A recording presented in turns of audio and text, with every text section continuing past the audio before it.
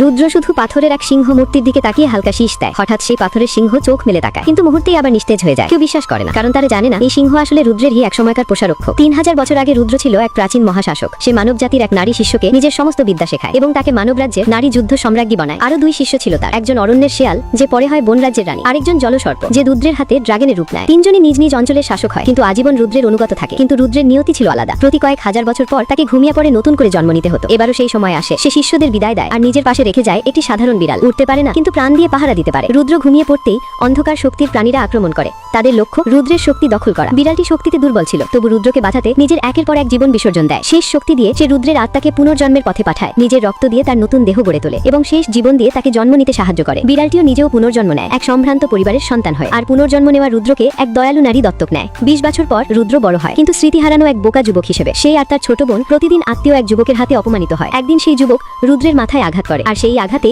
রুদ্রের ভেতরের দেবসত্তা জেগে ওঠে। সব স্মৃতি ফিরে আসে তার প্রকৃত শক্তিও। এক দৃষ্টিতেই সে বোনকে অপমানের হাত থেকে উদ্ধার করে। চারপাশ স্তব্ধ হয়ে যায়। যাকে সবাই বোকা ভাবত, সে এখন ভয়ঙ্কর শক্তিশালী। অপমানিত আত্মীয় যুবক 3 দিন পর পারিবারিক প্রতিযোগিতায় মরণপণ লড়াইয়ের চ্যালেঞ্জ দেয়। রুদ্র নির্দ্বিধায় রাজি হয়। লড়াইয়ের দিন সবাই ধরে নেয় ফল আগেই ঠিক, কিন্তু শুরু হতেই রুদ্র এক আঙ্গুলের সব আক্রমণ থামিয়ে দেয়। প্রতিটি আঘাতে তার শক্তি বাড়তে থাকে। কয়েক সেকেন্ডেই সে সর্বোচ্চ সীমায় পৌঁছে যায়। ঠিক যখন প্রতিপক্ষ শেষ হতে চলেছে, রাজ্যের এক প্রবীণ হস্তক্ষেপ করে। তখন রুদ্র বুঝতে পারে এই বাহিনী একসময় সে নিজেই গড়েছিল। বংশপ্রধানের অনুরোধে রুদ্র হাত গুটিয়ে নেয়। কয়েকদিন পর সে রাজ্যের কেন্দ্রীয় নির্বাচনে যায়। সেখানে প্রমাণ দিতে হয় এক পাথরের সিংহ স্পর্শ করে। রুদ্র এক নজরেই চিনে ফেলে এটাই তার পুরনো রক্ষক। লোকজন বাধা দেয়, অপমান করে। রুদ্র শুধু বলে, এতদিন ঘুমিয়েছিস, এবার জাগ।